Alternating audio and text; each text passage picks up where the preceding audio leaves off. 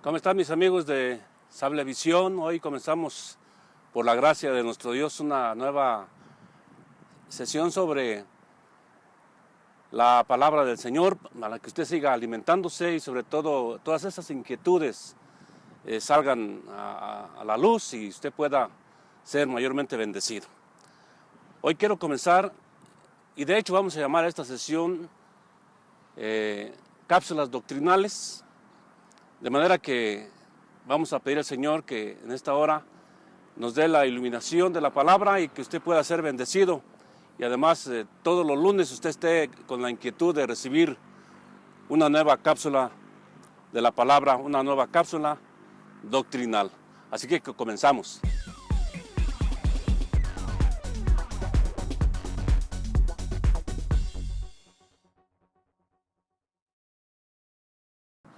En Eclesiastés 1:9 dice el Señor,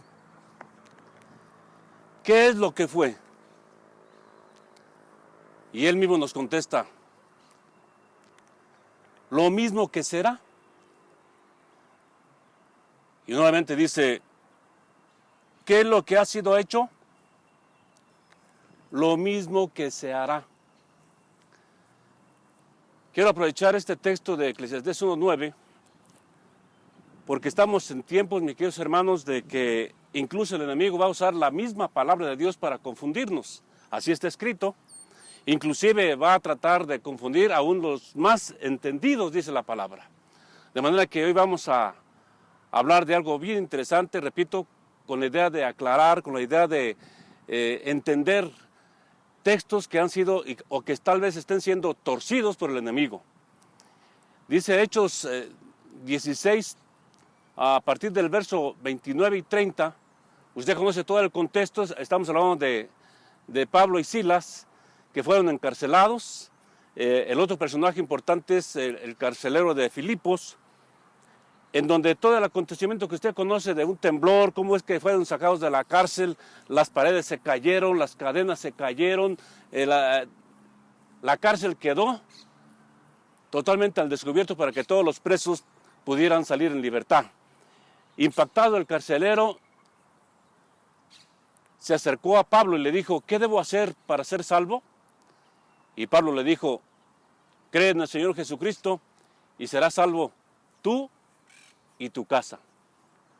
Aquí está el asunto que hoy vamos a tratar. Cree en el Señor Jesucristo y serás salvo tú y toda tu familia. Los que han creído en este tiempo y tiempo de confusión y también de gran revelación, el enemigo, repito, está aprovechando de esta palabra para confundir a mucho cristiano.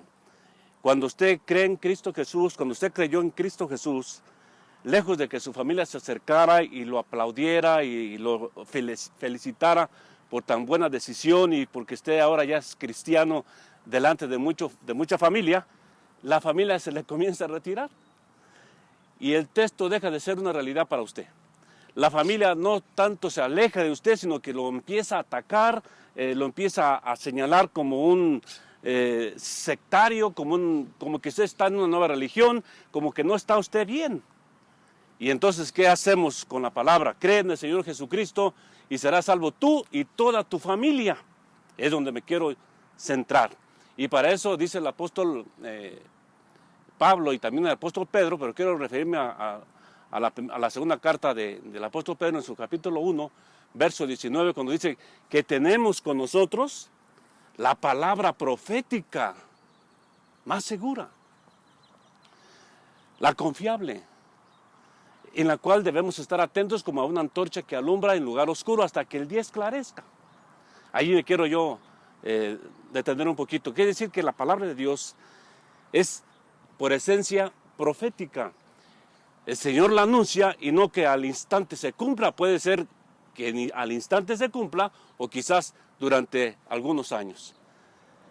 Vuelvo a retomar el texto de Hechos 16:30 y desde el 29 cuando dice el carcelero, ¿y qué debo hacer para ser salvo? Y Pablo le dijo, cree en el Señor Jesucristo y cree en el Señor Jesucristo y toda tu familia será salva. Quiero empezar entonces a aclarar este asunto.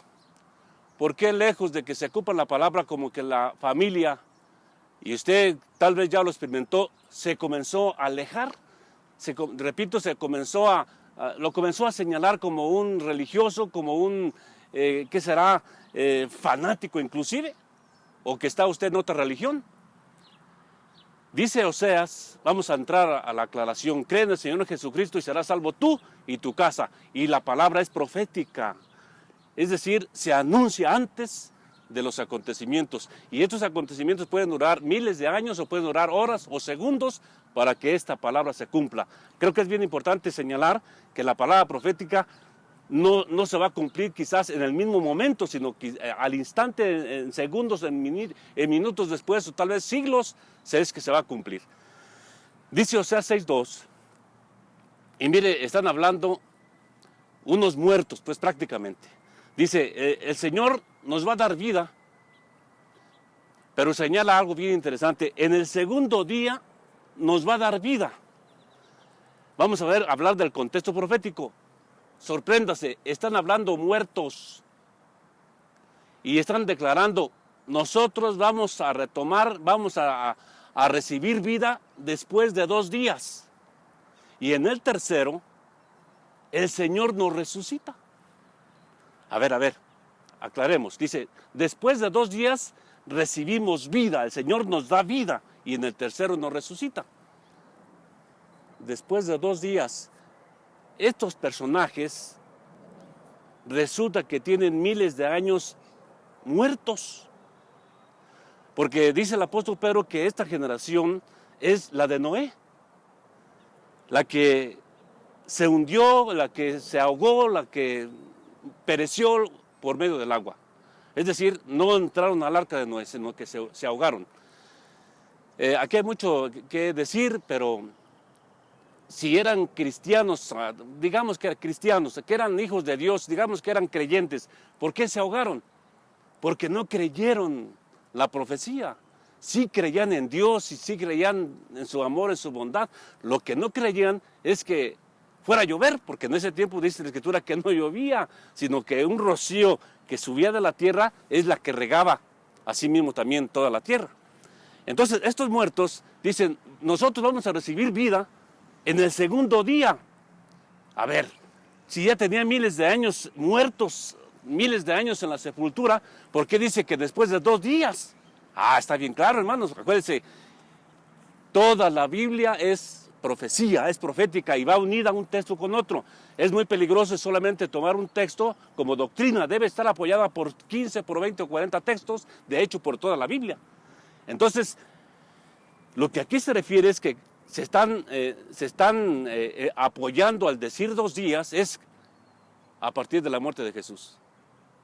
Dice, cuando Jesús muera, en 2 días Él nos da vida. Y al tercero, resucitamos con Él. Y así fue. Porque si usted va si va hasta Mateo 27, 51, dice que hay un gran acontecimiento, está muriendo Jesús en la cruz, hay temblor, hay un gran terremoto, se va la luz del sol, hay tinieblas y comienza un gran cataclismo tremendo. Pero aquí lo que resalta es que muchas tumbas de santos se comenzaron a abrir. Y ya una vez que se abrieron, dice la Escritura que resucitaron una vez que Cristo resucitó, porque Jesús es el primogénito de los muertos. Así que el que tenía que resucitar primero era Jesús y después estos. Ahora, dice que las tumbas se abrieron y muchos cuerpos de santos salieron después de la resurrección de Jesús y se fueron a las plazas y se les aparecieron a muchos, dice otra versión. Volvamos al segundo día. En el segundo día nos da vida, pero en el tercero resucitamos. Bueno, ya pasó 3 días y no resucitaron. Pero ya tenían vida, en el segundo día ya tenían vida. La pregunta es, ¿qué estaban haciendo? ¿Qué hicieron en 24 horas? Pues, porque fue hasta el tercer día que resucitaron. ¿Qué hicieron después del segundo día? El apóstol Pedro, en su carta, en su primera carta, capítulo 3, verso 18, si me permiten, déjenme leérselas. Encontramos qué fue lo que hicieron estos hombres después de que recibieron la vida.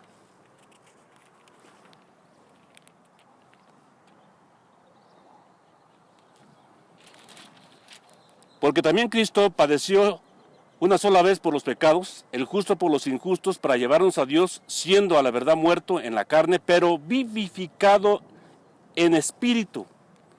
Una observación: fue vivificado en el espíritu, pero no fue al holocausto en el espíritu, sino que fue en cuerpo, para que se cumpla la palabra de que él iba a ser inmolado en el altar, es decir, tenía que pasar por fuego su cuerpo.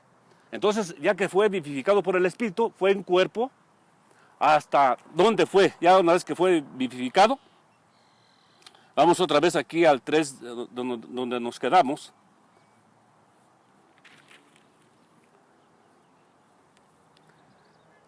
Dice: el justo por los injustos, para llevarnos a Dios, siendo a la verdad muerto en la carne, pero vivificado en el espíritu, en el cual también fue y predicó a los espíritus encarcelados, los que en otro tiempo desobedecieron, cuando una vez esperaba la paciencia de Dios en los días de Noé, mientras se preparaba el arca, la cual pocas personas, es decir, 8, fueron salvas del agua. Bueno, regresamos nuevamente acá a Mateo 27, 51. Una vez que tuvieron vida, las 24 horas restantes acompañaron a Jesús para ser testigos de aquel holocausto, de aquella expiación en donde Jesús iba a ser consumido en fuego en el altar para poder liberar a los que estaban encarcelados y cumplir pues todo el plan de Dios con respecto a que Él quiso, pero también tuvo que morir y ser puesto en el altar hasta consumirlo en fuego. Pero cuando ya estaba consumido en fuego, de allí resurgió, le dio el Espíritu vida, resurge y entonces toma la autoridad de aquella área, de aquella parte en donde estaban los espíritus encarcelados y los libera, y toda aquella gente que resucitó, que tuvo vida al segundo día, estaban como testigos observando esta gran liberación. Y una vez que los liberó, dice la Escritura, allí también en Mateo 27, 51 y 52 y 53, que salieron con Jesús y ellos se fueron a las plazas.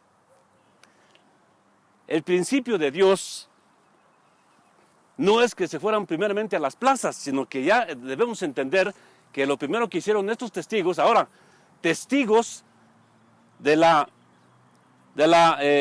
holocausto de Jesús en el infierno, y ahora salen a la luz ya en la resurrección juntamente con Cristo, y ahora se convierten en testigos de la resurrección. Y a los primeros que les tienen que dar testimonio, dice que se fueron a las plazas y se les aparecieron a muchos. Si usted sigue leyendo allí en Mateo 27, 52 y 53 inclusive, dentro del plan divino, el Señor por indicaciones dijo: primero tu casa, primero Jerusalén, después Judea, luego Samaria y después hasta el último de la tierra. Entonces lo que estos resucitados, lo primero que hicieron fue ir a sus casas, a ser testigos de la gran resurrección que Cristo Jesús, y además de su propia glorificación, de su propia resurrección, porque estos resucitaron para vida eterna, no volvieron a morir, como podemos pensar que Lázaro fue resucitado pero murió después. La hija de Jairo y muchos que fueron resucitados pero se volvieron a morir, pero estos anduvieron con Jesús 40 días, pero primero se les presentaron a sus familiares. Dígame, vuelvo a Eclesiastés, ¿qué es lo que fue? Lo mismo que será. ¿Qué es lo que fue hecho? Lo mismo que va a ser hecho. ¿Lo ve? Entonces significa que para nosotros, cree en el Señor Jesucristo y serás salvo tú y tu familia, tú y tu casa. Se va a cumplir, hermano. Imagínense, que usted sea glorificado. Y después, porque dice la Escritura, que Jesús después que resucitó, estuvo 40 días todavía aquí en la tierra ya glorificado y solamente se presentó con sus discípulos, y es una figura de lo que, a nivel profético, de lo que va a suceder con nosotros, la iglesia de este tiempo. Entonces, supongamos que hoy viene Jesús. ¿Y a qué viene? Viene a glorificarlo a usted. Lo viene a transformar. Pero faltan 39 días. Y al parecer la cita, como sucedió en el tiempo de Jesús, lo que Jesús se proponía era nuevamente congregar a todos sus discípulos. Dice Corintios, la Escritura, que eran más de 500 discípulos que tenía. Y a todos los estaba convocando, y duró 40 días convocándolos al aposento alto, para que ahí naciera la iglesia, para que ahí fuera el Pentecostés, y entonces fueran testigos como iglesia, que fueran testigos como que Jesús era el Hijo de Dios. Entonces, imagínense, usted hoy es visitado por el Señor en parucía y es glorificado, y le quedan 39 días para reunirse en el lugar que se le va a señalar, para que se reúna con los demás glorificados, para que se cumpla el Mateo 24:14, que se predique este evangelio de poder sobre todo el mundo. Y entonces viene el fin, dice la Escritura. ¿El fin de qué? El fin de la iglesia se va. La pregunta sería, ¿cómo se quedarían sus familiares? Una pregunta. Segunda pregunta, ¿creerían cuando usted se presente glorificado al decir, mira lo que Jesús hizo conmigo, yo también ya fui resucitado juntamente con Él, y además estoy glorificado, y puede atravesarse las paredes, pueda levitar, pueda hacer mil cosas, y sobre todo cosas tremendas, como dice también Juan 14:12, cosas mayores que las que yo hice las harán ustedes? Y eso también tenemos que ubicar ese texto en ese tiempo, porque en este momento, ¿qué podemos hacer mayor que Jesús no haya hecho? Resucitar muertos, sanar a un enfermo, que imponer manos o proclamar la palabra de Dios. ¿Qué más podemos hacer que Jesús no haya hecho? En ese tiempo, lo que vamos a hacer es lo que Jesús, después que fue glorificado, ya no hizo. No se presentó con nadie más a manera de evangelismo, más que con sus propios familiares, sus propios discípulos. Igual nosotros nos vamos a presentar primeramente con nuestros familiares, y aquí es donde el Señor quiere hacer énfasis en: cree en el Señor Jesucristo y serás salvo tú y toda tu familia, tú y toda tu casa. Pregunto, dígame, una vez usted transformado, una vez usted glorificado, la familia que lo ve, sus seres queridos, su esposa, sus hijos, inclusive sus padres, ¿ustedes creen que no van a creer que Jesús es el Hijo de Dios, que ustedes forman parte de ese cuerpo y que usted también juntamente con Cristo fue glorificado? Ahí es donde se cumple: cree pues en el Señor Jesucristo y serás salvo tú y tu casa. Por lo tanto, hermanos, la palabra nos trata en esta hora de consolar y de aclarar que lo que dice el Señor lo cumple. ¿Qué fue lo que fue hecho? Pues, ¿qué fue lo que el Señor hizo? Lo mismo que hará. Quédese con esta palabra, recíbala en su corazón y retroaliméntese con ella cada momento que usted tenga la oportunidad, y el Señor todavía le podrá dar a través de más textos la confirmación de lo que hoy usted ha recibido. Un abrazo, y que el Señor me lo siga bendiciendo con todo su corazón.